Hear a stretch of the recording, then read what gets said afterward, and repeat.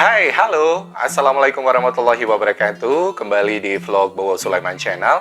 Perkenalkan, gue Bowo Sulaiman. Gue lebih kurang 25 tahun berkecimpung di dunia radio dan sampai sekarang masih mengelola radio gitu ya. Dan ada satu yang seru nih yang gue pengen komentar mengenai final showcase Indonesian Idol 2020-2021 yang ternyata menimbulkan banyak sekali, menyisakan banyak sekali hal-hal di luar prediksi. Setelah 3 orang mengundurkan diri beberapa waktu yang lalu, para rocker-rocker yang diharapkan membawa harum Indonesian Idol kembali ke kitahnya dengan adanya rocker-rockers di dalamnya. Namun apa boleh buat ya, Lorenzo, Pradana, dan Rizky ternyata untuk sesuatu lain hal mereka harus mengundurkan diri dan hanya tinggal Ramanda sendiri di Indonesian Idol karena semuanya memang di luar prediksi kita semua. Padahal kita menginginkan rockers ada di dalam Indonesian Idol, tapi ya mau gimana lagi ya, segala sesuatu itu bisa saja terjadi. Nah, mengenai final showcase gitu ya, sudah 14 orang maju ke babak spektakuler di tahun baru 2021 yang akan datang.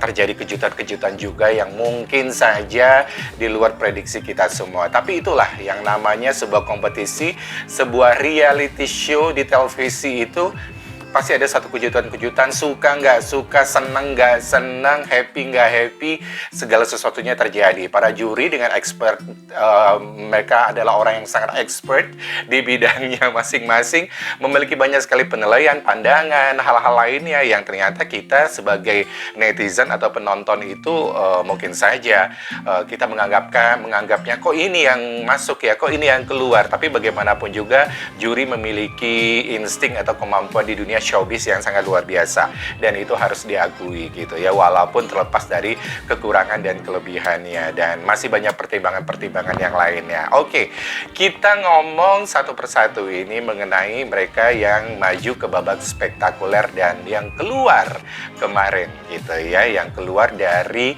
babak final showcase gitu ya.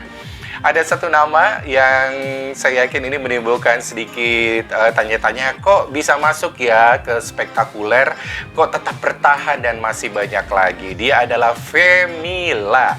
Femila ini bisa dibilang adalah salah satu kontestan kesayangannya Mas Anang. Mas Anang begitu memperjuangkan Femila ini agar tetap masuk di setiap minggunya.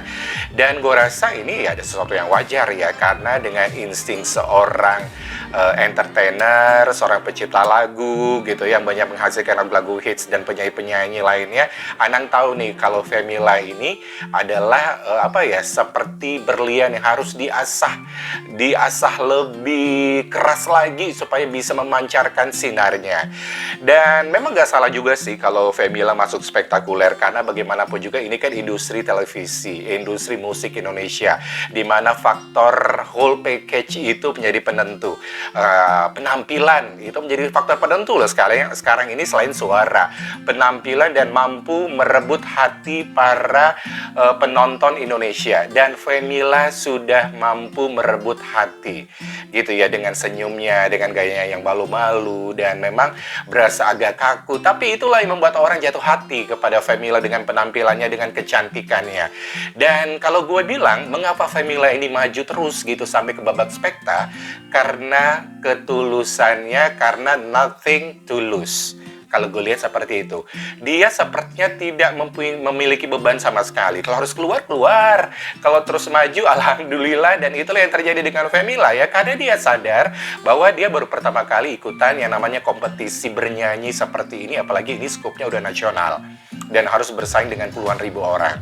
Dan mungkin pada awalnya ya udahlah, kalaupun memang harus keluar nggak masalah ya, pasti gue udah pernah mencoba dan gue tahu kemampuan gue dan masih banyak lagi. Tapi yang namanya nasib itu di luar perkiraan kita semua, dan akhirnya Femila pun memiliki penggemar yang banyak dan memiliki mereka yang memang suka dengan kecantikannya Femila, dan itu memang tidak bisa dibuat-buat dan memang bagaimanapun juga nggak bisa dipungkiri gitu ya.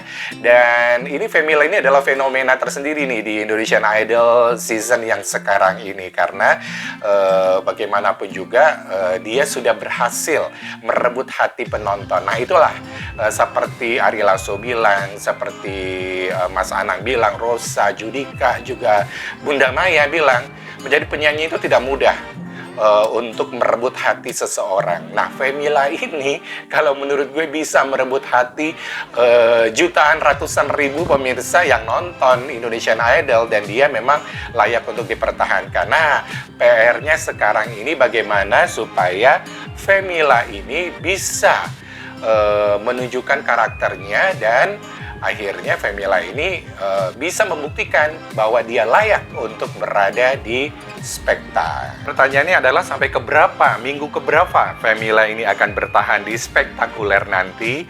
Semuanya balik lagi ke Femila dalam hal mengasah kemampuannya, dan juga para voters atau mereka yang SMS Femila yang ada di luar sana yang memang udah jatuh cinta kepada seorang Femila. Oke, sekarang kita balik lagi ke kemarin yang diselamatkan oleh Dewan Juri. Salah satunya adalah Kezia.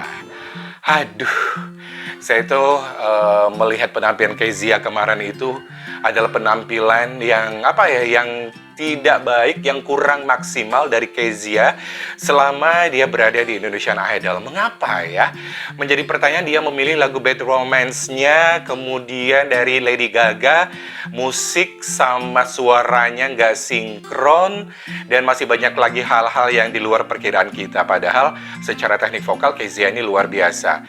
Itulah makanya kan ternyata tidak menjamin seorang yang memiliki teknik vokal yang luar biasa akan bisa jago memilih lagu, akan bisa jago menjalankan taktik, momen-momen yang bisa diambil untuk mencuri perhatian penonton, untuk mencuri perhatian juri. Ini adalah salah satu hal yang memang harus dimiliki oleh setiap peserta gitu ya. Kezia yang walaupun secara vokalnya memang di atas rata-rata yang lain tekniknya, namun ternyata dia salah memilih lagu, dan saya juga nggak ngerti apa yang dipikirkan oleh seorang Kezia sampai dia memilih lagu Lady Gaga Bad Romance. Padahal sebenarnya masih banyak lagu-lagu lain yang ternyata itu bisa menjadi nilai plus dari seorang Kezia. Tapi mungkin saja itu adalah hari yang kurang baik untuk seorang Kezia, dan untungnya dia masih diselamatkan karena juri melihat potensi yang luar biasa.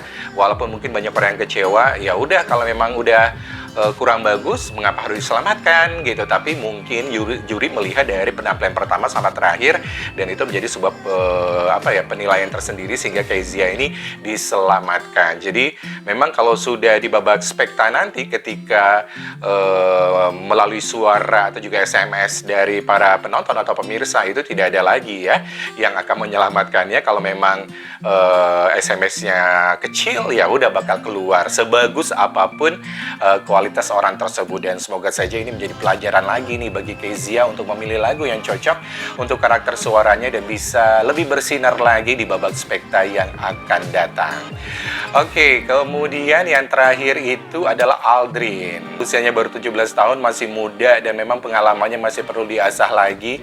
Seharusnya sih kalau menurut gue sih dia masuk ya ke babak Spekta. Tapi balik lagi ya, ini adalah bukan rezekinya dia, bukan merupakan hari keberuntungan dia, dan nasib dia di Indonesian Idol ini hanya sampai ke babak final showcase saja. Masih panjang perjalanannya, dan mudah-mudahan saja dia belajar tahun depan atau tahun depannya lagi bisa kembali ikut Indonesian Idol dan akhirnya bisa masuk ke Spekta. Karena melihat dari karakter suaranya itu memang sangat menjanjikan untuk menjadi idola baru gitu ya. Masalah pengalaman dan jam terbang saja dan rasa nervous di atas panggung itulah yang harus diatasi, dan perjalanannya masih panjang, dan mudah-mudahan saya Aldrin ini bisa menjadi yang terbaik di tahun-tahun yang akan datang. Nah, itulah kejutan-kejutan yang terjadi. Ternyata standing ovation dari para juri bukan berarti gitu ya mereka akan maju dengan mulus gitu ya ke babak Spekta ya, dan banyak yang mendapatkan standing ovation dari Dewan Juri, namun ternyata SMS-nya rendah juga dan harus diselamatkan.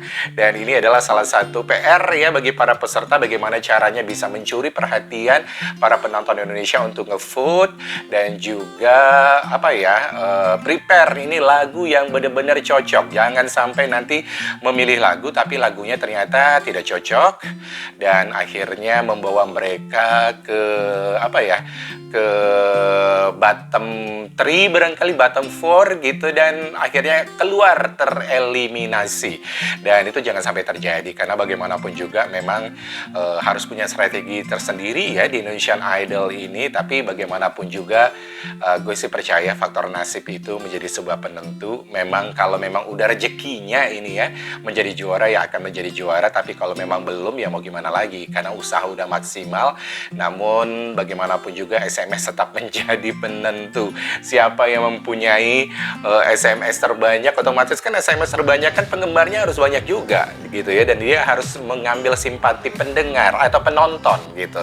Dan itulah yang menjadi PR terbesar dari para idola-idola baru ini. Yang pasti selamat yang sudah masuk 14 besar, dan gue tidak bisa memprediksi ya siapa yang akan keluar nanti di spekta pertama karena bagaimanapun juga mereka memiliki kelebihan masing-masing. Bukan berarti Femila yang nol pengalaman gitu ya, baru pertama kali ikut kompetisi dia nanti akan keluar misalnya di spekta yang pertama, belum tentu juga karena bisa jadi dia belajar dari pengalaman di minggu ini dan akhirnya dia bisa memperbaikinya di babak spekta nanti dan banyak yang mencintainya sehingga dia bisa terus lolos gitu ya sampai di babak-babak berikutnya. Itu bisa jadi, dan bisa jadi juga yang menjadi unggulan tiba-tiba saja terlempar keluar, tereliminasi, dan itu bisa saja terjadi di Indonesian Idol. Oke lah, itu dia hal-hal yang cukup surprise bagi gue di Indonesian Idol di special season kali ini 2020-2021. Yang pasti mereka semua terbaik, mempunyai kelebihan masing-masing, mempunyai kekurangan masing-masing. Bagaimana dia bisa memaksimalkan kelebihan dan meminimalisir kekurangan, itu dia yang penting ya. Tapi tetap juga sih SMS yang terbanyak karena itulah yang menentukan mereka akan tetap bertahan atau tidak di panggung spektakuler Indonesian Idol. Dan banyak yang bertanya, Boy Williams kemana ya? Mungkin akan terjawab di spekta nanti. Nggak tahu juga nih sakitnya kayaknya lumayan parah juga ya. Tapi ya enggak lah, kita jangan bergosip. Mudah-mudahan saja Boy Williams akan tetap ada di Indonesian Idol dan posisi Daniel tuh hanya menggantikan sementara dan dia akan tetap menjadi host utama di Indonesian Idol 2021. Oke, terima kasih yang sudah menyaksikan ocehan gue di kali ini mengenai Indonesian Idol, dan yang pasti ini akan semakin seru dan gue setiap minggu juga dipastikan akan berusaha untuk nonton karena ini Indonesian Idol sekarang ini berbeda dengan Indonesian Idol di tahun-tahun yang lalu ya. Sekarang ini anak-anak muda ini talentanya luar biasa. Jangan lupa ya di like, di subscribe, dan juga di komen apabila ada komentar-komentar apapun boleh silakan gitu ya. Dan kita jumpa lagi di daily vlog berikutnya. Assalamualaikum warahmatullahi wabarakatuh. Bye-bye.